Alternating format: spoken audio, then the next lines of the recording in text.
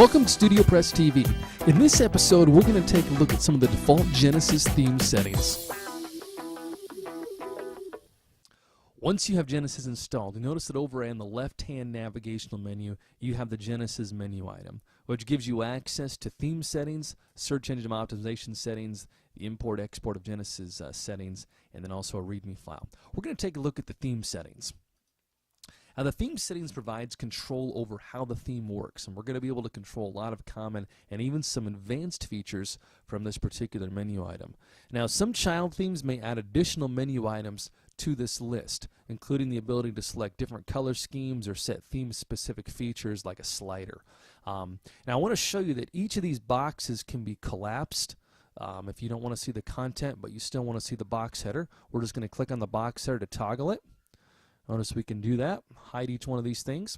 You can also hide the box completely. You're going to do that up in your screen options. Notice if I toggle that down, every single box that's on this page has a checkbox, and when we uncheck it, the box will disappear. If we check it, the box will reappear. You notice that the theme we're looking at here does have one of those boxes that's particular to the theme called Color Style. We're not going to take a look at that right now because we're just taking a look at some of the default settings here. But you notice that you can turn that box off and on just like the other ones. And we're going to take a look here at the information box. Now, the information box allows you to see current Genesis theme information. It also allows you to display that information if you want to. So if the box here that says display theme information, we can check that off. Sometimes this is useful if you're getting support. It provides theme information for the person that's helping you out.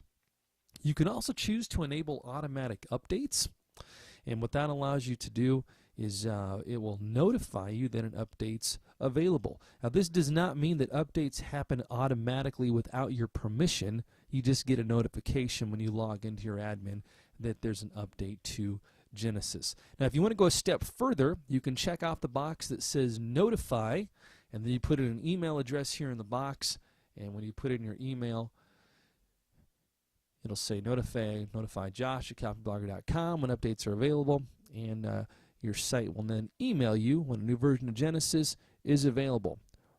Make sure that you always hit the Save Settings button when you change something.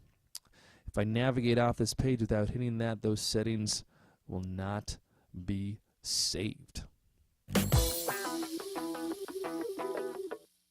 If you use FeedBurner to handle your RSS feeds, you can use this Genesis setting to set your site's native feed to redirect to your FeedBurner feed. All you're going to do is in the text box here, you're going to enter your custom feed URI, and then you're going to check off the box that says redirect feed. And by filling in the feed links, calling for your main site feed, it will display as a link to your FeedBurner feed. So that allows you to track visitors and stats and all sorts of things like that. Now, we do recommend that if your custom feeds are not handled by FeedBurner, we do not recommend that you use the redirect options. What happens is the feed redirect checks to see if FeedBurner is looking for the feed before doing the redirect. Other services would be redirected back to themselves when checking the RSS feed, and that breaks things. So only use this if you're going to be using FeedBurner. Genesis also lets you select a default layout for your entire site. Now, most of the child themes, you'll see 6 different options. You'll see an option to have your content displayed on the left and the sidebar on the right. You'll see an option to have your sidebar on the left, your content on the right. You'll also see multiple sidebar options, as well as the very last one, which is a full-width content option. Now, these options can be extended or they can be limited by each individual child theme. Now, additionally, many of the child themes do not allow different layouts on the home page as they have been designed for a specific home page layout. You'll just need to check with your individual child theme. Now, one other thing, this layout can also be overwritten for each individual post or page. So, for example, right now we have our default layout, and I'm going to set that to be the content on the left, sidebar on the right. We'll save those settings. And if I go out to our test site, we'll go to the home page here, and you notice that that's what we have. I'll just show you one other thing real quickly. We'll go to one of the multi-sidebar options, which is the content on the left and then 2 sidebars on the right. We've now set that And obviously I forgot to save my settings. So good reminder, make sure you save your settings or else it's not going to work. We'll do a little refresh, and there we go. We have the two sidebars on the right and our content on the left.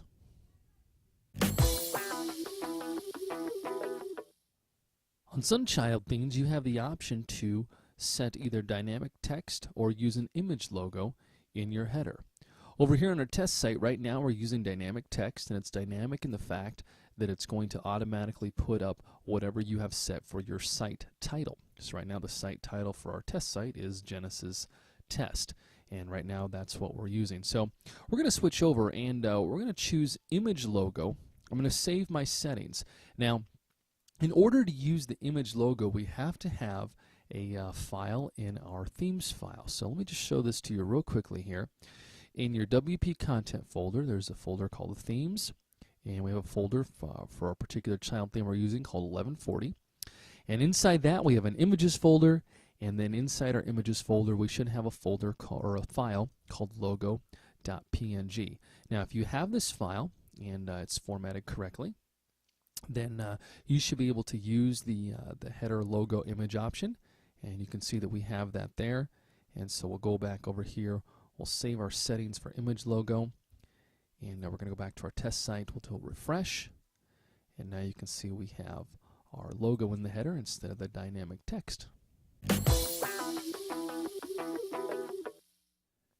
Next set of options we're going to take a look at are the navigation settings, and these let you select which navigation menus to enable. And obviously navigation menus are menus that guide a user through the site. Now in a default install, the primary navigation appears directly after the header, and the secondary navigation appears below the primary navigation. On some child themes, this has changed. Now, just real quickly, let's navigate over to our menu section in WordPress. That's going to be under our appearance menu. And I want you to notice a couple different things. First of all, there are theme locations. Now, every theme can specify where they want menus to be located. These are called theme locations. Now, each theme location has a name. All right, so right now we have two theme locations. We have the primary navigation menu location. We also have the secondary navigation menu location. All right, now these are the menu locations. Over here on the right hand side we have our actual menus. Now what most people do is they will create their menus and they will name them very similar to what the theme locations are, so that they don't get confused. Your menus do not have to be named primary navigation, secondary navigation, or whatever you want. They could be named My Awesome Menu 1, or My Super Really Cool Awesome Menu 2, or My Really Long Menu, or whatever you want. You can name it whatever you want. So I could change primary navigation to first navigation. We could save that right there, and you'll notice that as soon as that gets saved, that now the title and the tab is updated, as well over here in my theme location. All right, so what we're going to do here is for each theme location, we have to set what menu we want to appear in that theme location. In Genesis, typically, like we said, you're going to have two theme locations: your primary navigation menu location and your secondary navigation menu location. Now, right now, currently, we have, and when I just changed it to first navigation, but I have the menu called first navigation that's going to appear in the primary slot. And I have my menu called secondary navigation appearing in the secondary slot. Now, if you have just installed Genesis in a child theme, chances are these theme locations are going to be blank. And so before any menus are going to show up on your site, you need to tell WordPress where you want that menu to go. So you need to make sure that you tell WordPress where these menus are supposed to be located. Now, back in Genesis in our theme settings, you can have these menus turned off and on. So even if you have them set to be included in those locations, they're still not going to show up until you turn them on here in your theme settings. So if we go over to our test site, you'll notice that there are no menus that are showing up right now. First thing we're going to do is we're going to include the primary navigation menu, and I'm going to save the settings for that. And if we go back to our test site and refresh, you'll see now that we have our primary navigation menu that shows up here. All right, or it's actually, that's the menu called First Navigation because we changed the name, and that's showing up in the primary navigation spot. Now, some themes may get really crazy, and this primary navigation menu may be located somewhere different. Sometimes it's in the header. Sometimes it may be on a sidebar, sometimes it may be somewhere else, but typically it's going to be just below the header and above all of your content. Now, something else that you can do is there's a checkbox to enable me to enable fancy drop-downs. Now, the fancy drop-downs options enables a small JavaScript to run that animates the drop-downs, and sometimes it will display arrows when their submenus are present. So we're going to enable that. I'll save my settings. And now when we go back out and refresh our page, you'll notice that my menus that have submenus are going to drop down in a nice animated style. We can also enable extras, and so most child themes will include these as well. And there's 4 different extras that you can include. Today's date, we have RSS feed links, a search form, and a Twitter link. I'll just show you a couple of these here. So let's choose today's date. We'll save our settings. And then when we refresh the page, you'll notice that on the far right-hand side of the menu, we now have today's current date. And I'll show you the Twitter settings there as well. You can enter your Twitter ID and then some Twitter link text. We'll just do, how about just follow me? And we'll save that. And we go back out to our site here, we'll refresh. And instead of the date, you'll notice that we now have a link to follow me on Twitter. You also have some of the same options for your secondary navigation, and again, you can choose to selectively include or exclude the secondary navigation menu in your child theme, and also you have the ability to enable fancy drop-downs for the secondary nav menu as well. We'll go ahead and save our settings, back out to our test site, do a refresh, and notice we now have our secondary menu, which we've populated with categories.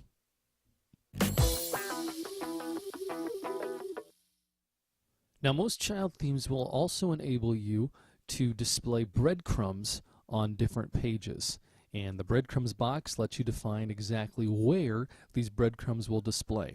So right now we don't have breadcrumbs enabled on any page. We're going to go ahead and I'm going to enable them on several different pages here. We'll save our settings, and when we go out to our test site, right now we're on the home page, so we'll refresh the home page first. And above our content, underneath our nav menus, we'll notice that we have a breadcrumb box that's there. We'll go out to a post.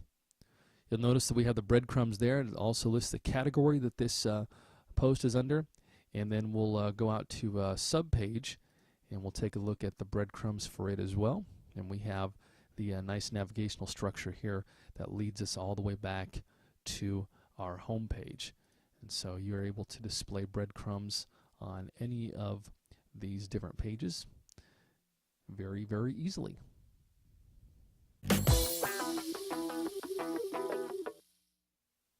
The next setting we'll take a look at are comments and trackbacks, and this allows a site-wide decision on whether comments or trackbacks are enabled for posts and pages.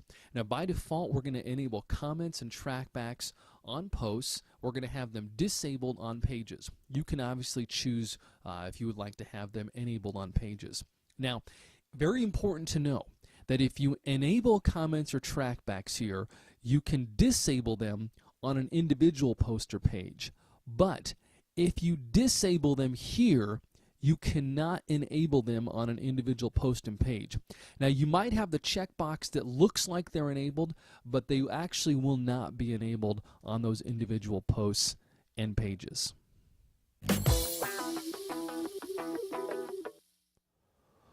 One of the more advanced options you have in the Genesis theme settings is to set options for your content archives. And this will allow you to change what the site-wide content archives will display. Now, archives include any pages using the blog template, category pages, tag pages, date archive, author archives, and also the latest posts if there is no custom homepage. Now, the first option we have here allows you to display the post content or the post excerpt. Now by default it's going to display the post content, and if we go out to our test site here, we're going to take a look at the admin archives. And so these are going to be showing us all the posts that have been written by the admin author. And as you can see here, as we scroll down, it's displaying the full post. Now, in the theme settings here, when I'm displaying post content, another option I have is to limit the content to a certain number of characters. Now, we could get really crazy and I could choose 5, which probably you'll never do. And as we refresh our page, you'll notice that each post will only have at the most 5 characters there. And obviously that's probably not too practical, so maybe something a little more practical like 160. So we're going to limit the content to 160 characters, which should give the reader a pretty good idea of the content of the post without overwhelming the page with the entire content. You can see that's a little better, a little more readable that's there. The other option you have is to go ahead and allow WordPress to display post excerpts for you. So if you have not set an excerpt on your particular page, it will automatically create one for you. So let's see what this looks like. We'll save our settings, go back out to our archive page here, and you can see that WordPress has automatically put in excerpts. And like I said, if you have crafted your excerpts for each post, it will display those excerpts and not the ones that WordPress automatically creates for you. You also have the option to include a featured image. So if you have set a featured thumbnail or a featured image on a particular post, it will go ahead and display that. And you can choose the size as well. So in your theme settings, each child theme has specific thumbnail sizes that have been set. We're going to choose the grid thumbnail here for this one.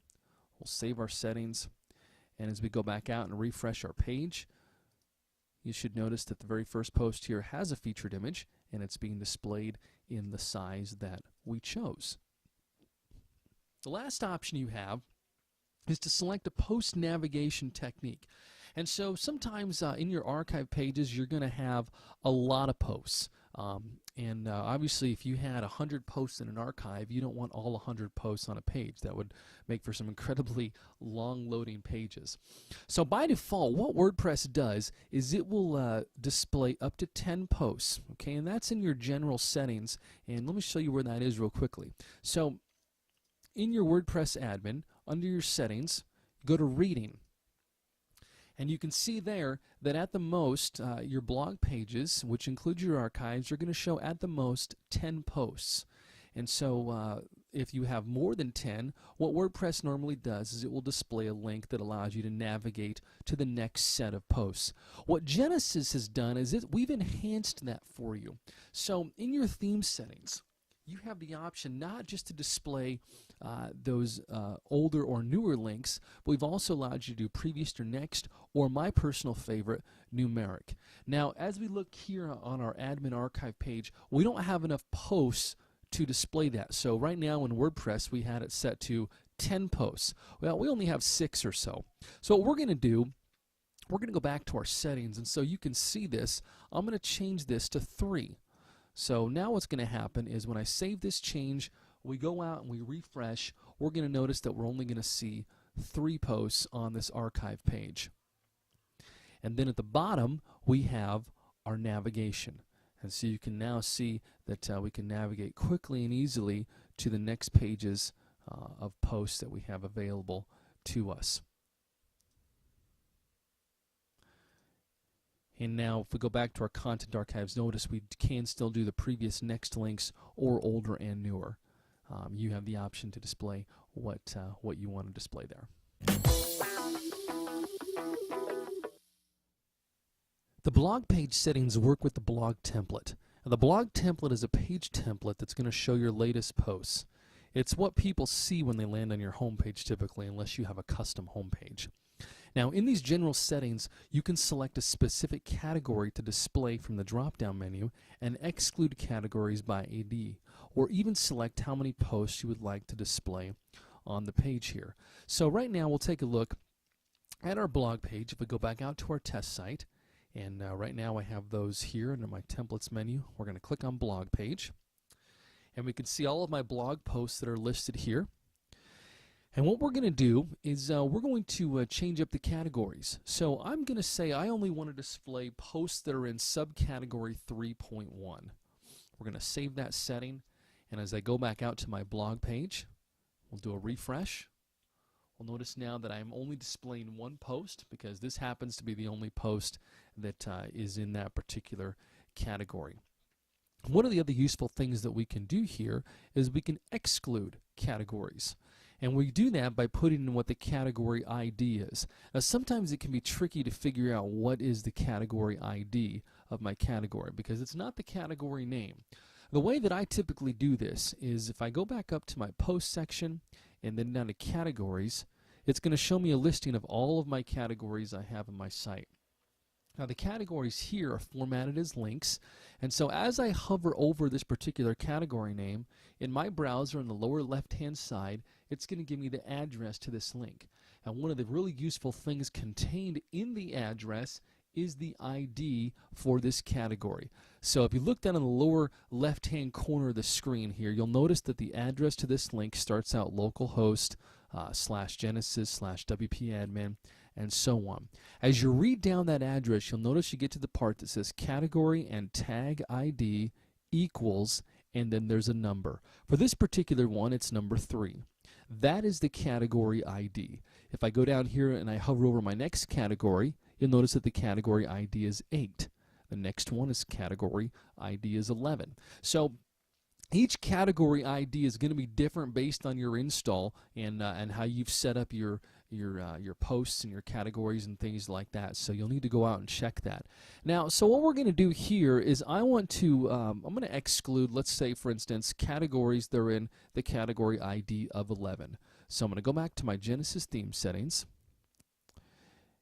And by default, I'm going to go ahead and display all categories, but I don't want posts that are in category 11. Now, why would you do this? Well, let's say that maybe you had a featured category or a news category that you didn't want being displayed on your blog template, for example.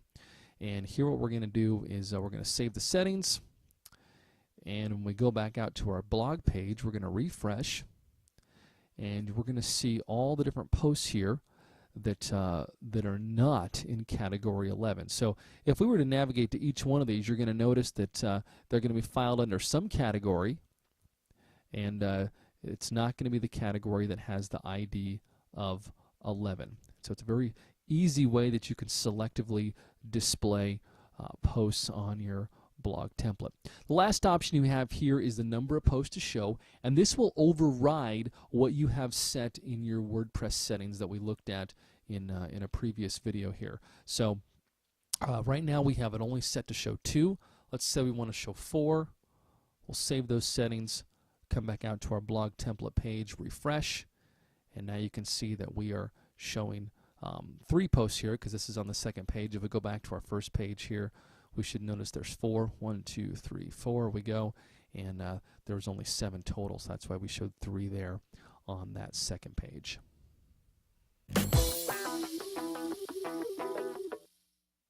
The last default setting we'll take a look at here are the settings for your header and footer scripts. And this provides you with 2 fields that will output to the head section of your site and just before the closing body tag. Now, these will appear on every page of the site, and they're a great way to add analytics code or other scripts. Now, you can't use PHP in these fields. If you need to use PHP, then we do have a plugin called the Genesis Simple Hooks plugin that will do those kind of things for you. But like we said, this is a great place to enter in scripts that you want to be on every page, such as a Google Analytics tracking code. So that's what we're going to do right here. In the WP head section, I'm going to paste in my Google Analytics tracking code, and this is going to be outputted just below, or I should say just above, the closing head tag. And then again, if I were to put something into the footer here, it would put that in just below, or just above, I should say, the closing body tag. We'll save our settings here, and if I go back out to my page, and we'll refresh it, and if we do a little view page source here, we should notice that we see the Google Analytics tracking code that I just put in there, and it's coming right before the closing head tag.